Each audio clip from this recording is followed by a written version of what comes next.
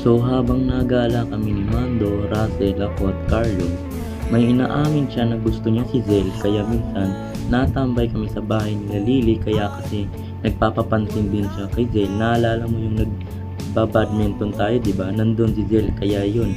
Nagka-crush siya then napapadalas na tambay namin sa bahay nila Lily. Then one time nag-rant sa akin si Mando. Uy pre, ganda na ni Lily no? Oo nga eh, crush mo?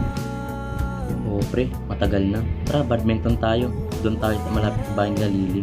Nandun na daw kasi si Zel eh. G lang. Kaya unti-unti na siyang nai-inlove. Napofall na ako sa kanya pre. So na-attract ka sa kanya. Na-fall ka na kay Zel. Uy pre, parang gusto ko na ligawan si Zel. Naks, ba't di mo pormahan?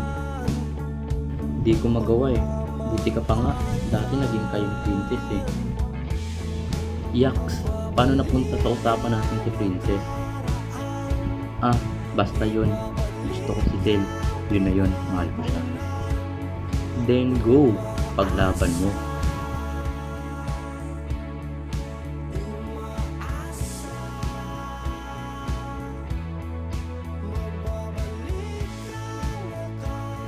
Sabi ni Mando, siya pa rin daw. Naks, gusto talaga si Zel. Vincent, 2024 na pala no? Oo nga eh, parang kailan lang.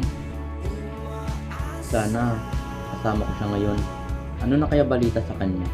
Ako kasi eto, mahal pa rin siya. Pre, seryoso ka? 2024 na siya pa rin? Oo pre, siya pa rin.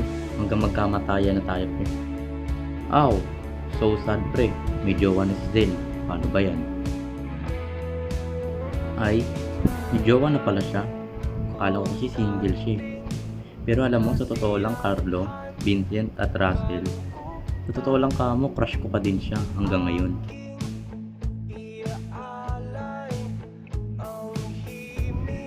Guys, everyone, nakakawa din pala si Mando no.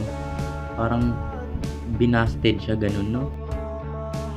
Oo nga pre, I feel bad for him. Grabe pre, akalain nyo yun? Naging loyal si Mando para lang kay kay Zel. Tas gaganunin lang pala siya no. Napakasakit pre, grabe. Mando, alam mo kasi pre, dapat mag-move on ka na lang pre, mag-move on ka. Hindi pre, ayoko pre. Siya pa rin tinitibok ng puso ko pre, kung alam mo lang pre. O pre, kung ipagpapatuloy mo lang yung nararamdaman mo sa kanya pre, mahihirapan ka lang pre. Maghanap ka dyan ng iba o marami-rami pa dyan oh. Sige pre, tatry ko pre. Salamat pala pre nandiyan kayo lagi.